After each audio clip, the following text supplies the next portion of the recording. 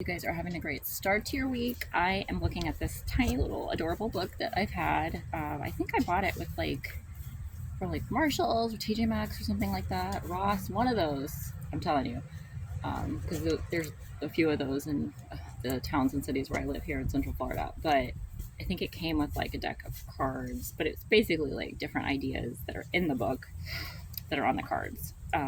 It's called the Sacred Self Care Oracle Guidebook by Jill Pyle. Illustrations by Tatiana Venenkina. And I'm opening to number 19, which is talking about deep breathing. And it's a great reminder for a lot of people who have, there's an ant on me, great, ADHD like me, or neurodiversity, any of those things, or just anyone who is having any, mental, physical, emotional challenges or discomfort, which is pretty much everybody. So everyone's in on this. It's a great reminder when I get hyped up like this and I'm running around and I'm caffeinated and trying to get some things done before I get tired later.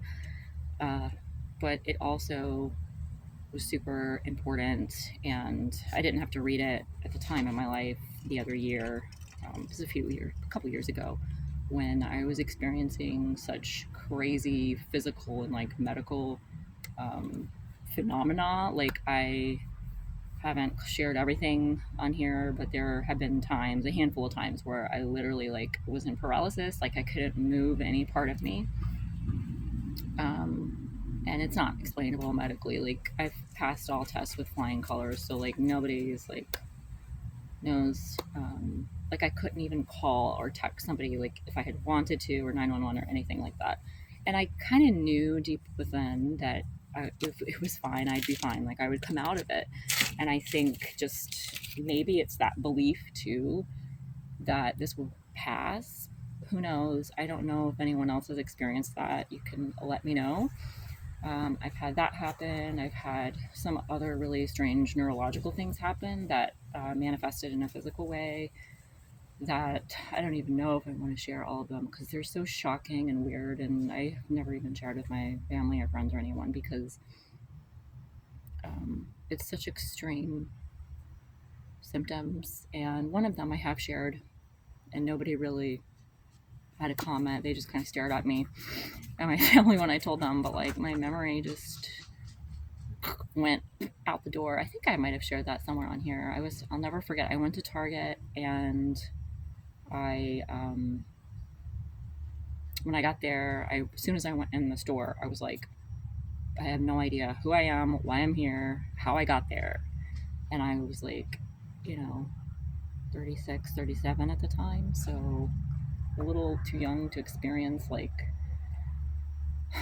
a loss of memories. I knew something had happened to me and something was weird, and I knew I was processing trauma, got out of an abusive relationship and things like that. So I just kind of chalked it up to, it was a post-trauma reaction and processing.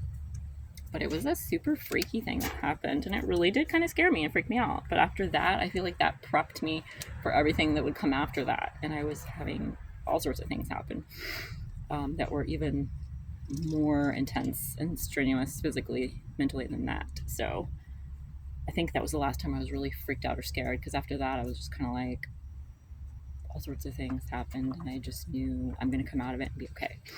So all that to say, deep breathing, I wrote at the bottom. You guys can see I underlined some things right at the bottom of this just to remind me this is the moment of truth.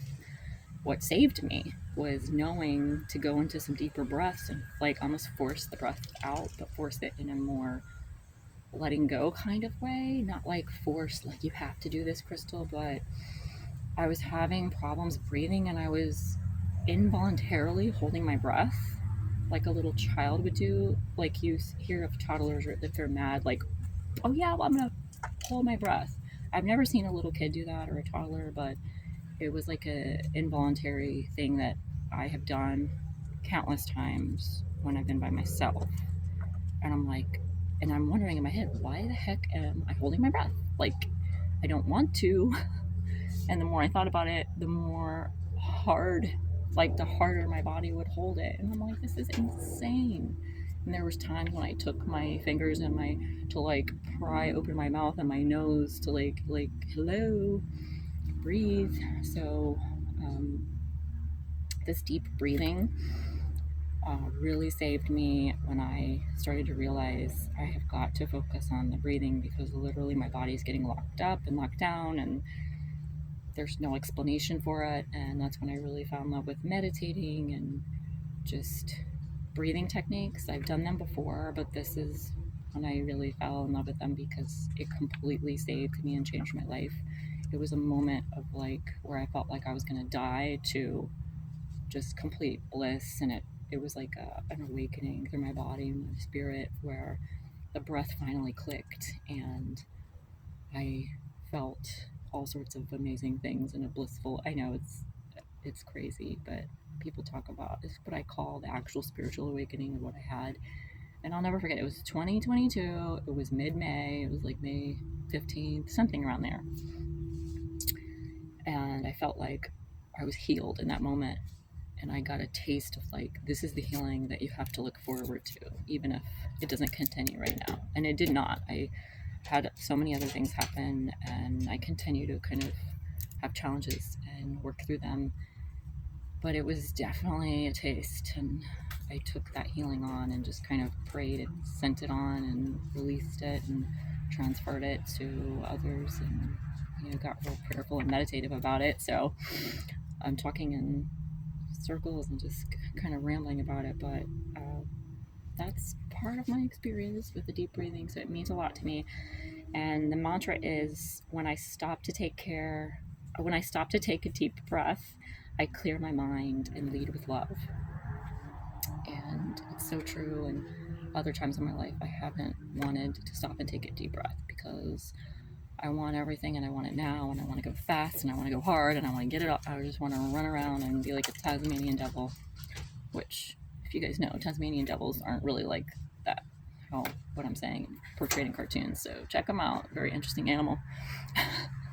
Little side fact for you.